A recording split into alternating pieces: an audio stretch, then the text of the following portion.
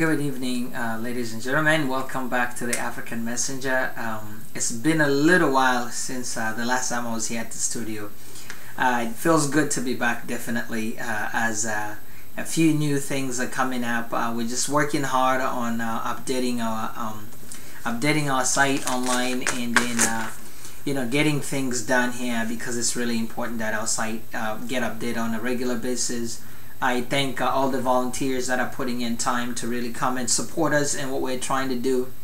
Thank you to our sponsors, our fans and members, to all the suggestions that you've been sending in to us. They mean a lot, and thank you so much. And we continue to encourage other people to really come and fully participate into this conversation in helping to kind of bring to life our community out there, and then portray a better image about our community, which we kind of feel like it's really been missing. And so it's really important that people feel great and feel comfortable enough to kind of come in and have this conversation.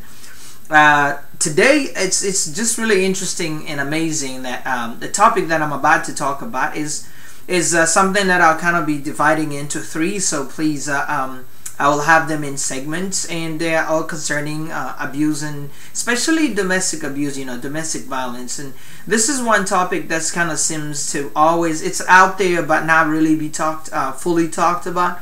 And we just felt like it's really important to have this conversation, especially having been in a place where this conversation was going on and taking place. So we felt like it was really, really important to talk about domestic abuse and violence.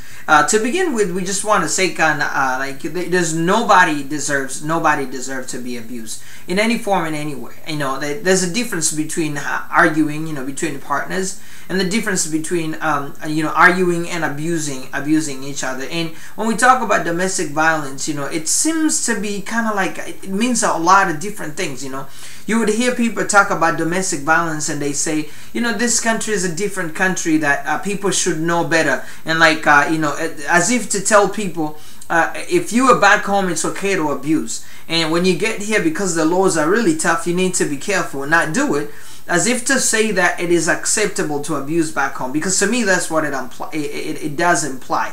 And I just wanted to kind of clarify something that I am not really for, and something that I'm against here, because it's really, really important to understand. We don't have numbers in terms of statistics and so on and so forth about domestic violence within our community. Partly is because it's something that is hidden all the time. You don't hear it. It's not out there. It's not part of the culture, which is it's sad. On one side, it's sad. On the other side, I don't know what I talk about. I don't know what to say about it. It is sad because it's not coming on. People aren't getting help that they should be getting. And at the end of the day, you have situation like the guy who killed his wife with a hammer here a couple of years ago. And then yesterday, a couple of days ago, there's another African man who killed his fiance in Orlando, Florida, because she refused to marry him. And so you have these things where they say nothing has ever been reported, but he was there,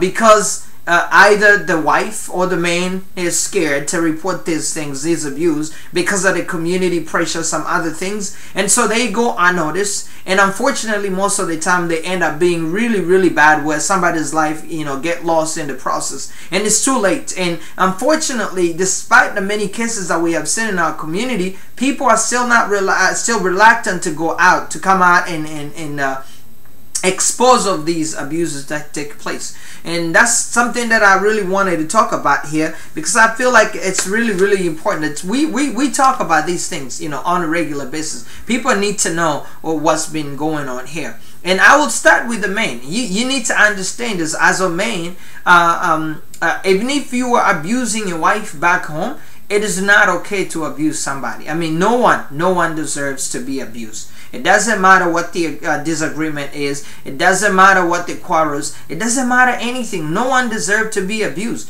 Adults have conversation.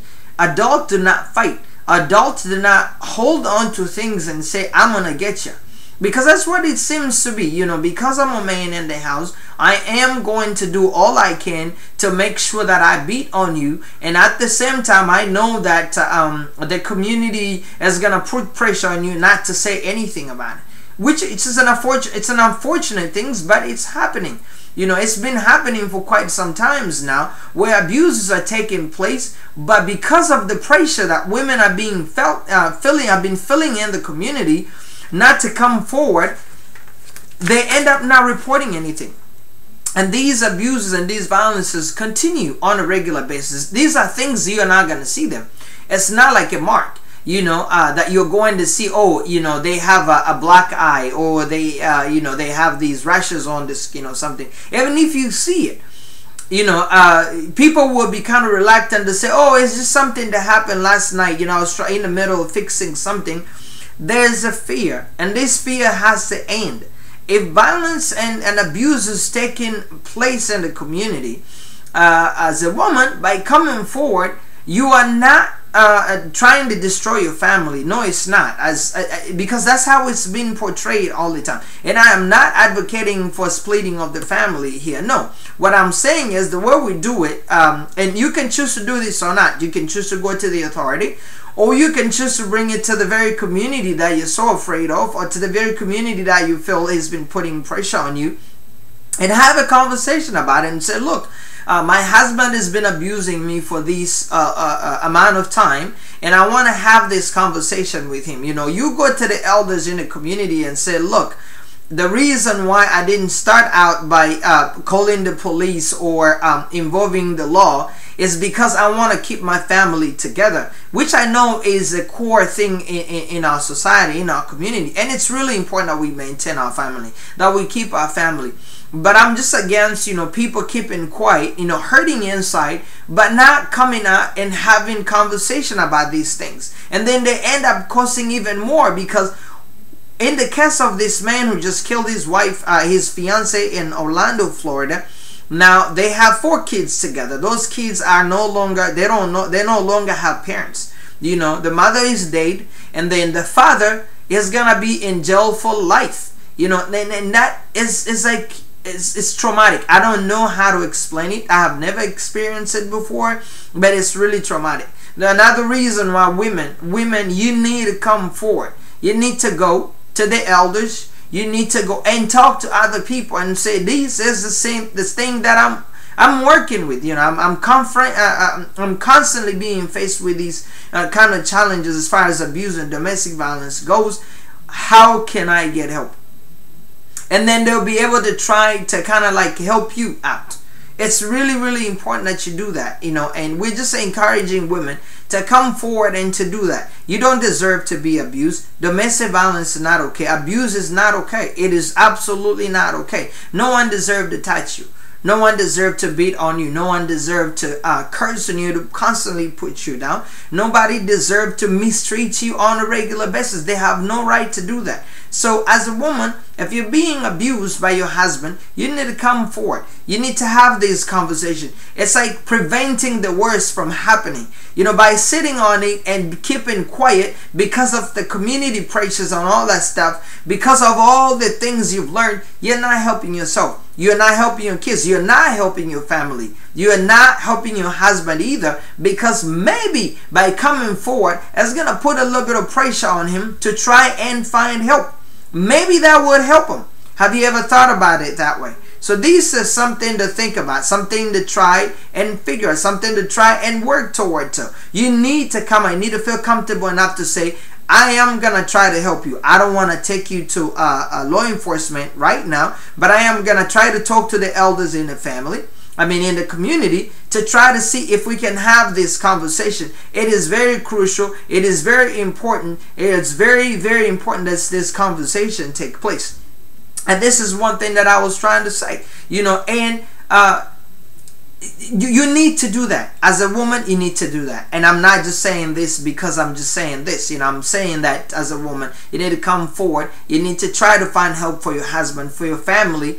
It's not that because you're having a conversation about what's happening in your house that you're trying to destroy your family. No. And as a community, we should not be judging people who are trying to get help for their family, because I think a community has a role to play in there as well. We are so fast to try and go and judge someone, you know, trying to make them look bad. We should not do that. It's very important and crucial that we understand it. We need to support as women. We need to support our mothers. We need to support our sisters. They're being confronted on a regular basis. They're faced with this challenge every day. They're being abused on a regular basis, and all we do is put them down. We need to show support to them. We need to show the love to them. We need to show them we care. We are here to listen to you. We're here to support you. And the elders, even though it's a man like you, even though they sit on the bench like you, even though they're part of the community leadership like you should not be tolerating abuse. You need to understand this. You need to take a stand and tell them, look, you need to change. If you don't change, we are not with you, because we cannot tolerate abuse.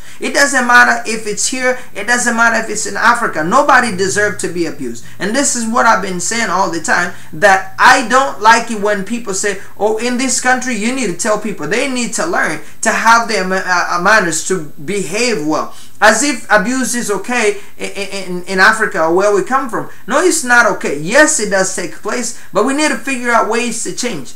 The ways to change, one of the ways to change is to encourage the victims to come forward, not necessarily by rushing to the law, which is like, for the most part, I mean, like, it's preferred that they go out and you know, try to bring these things out to the law. But it's important that they come forward, even if it's starting with family, with the community. Have the conversation. Help a man. Try to help them.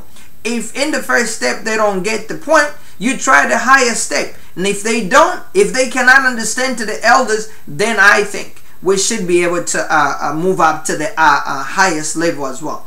But we kind of always have to be careful, you know, because if it's gotten worse to a point where it's really, really bad, I think that the law has to be involved into that, because then you're preventing some worse thing from taking place.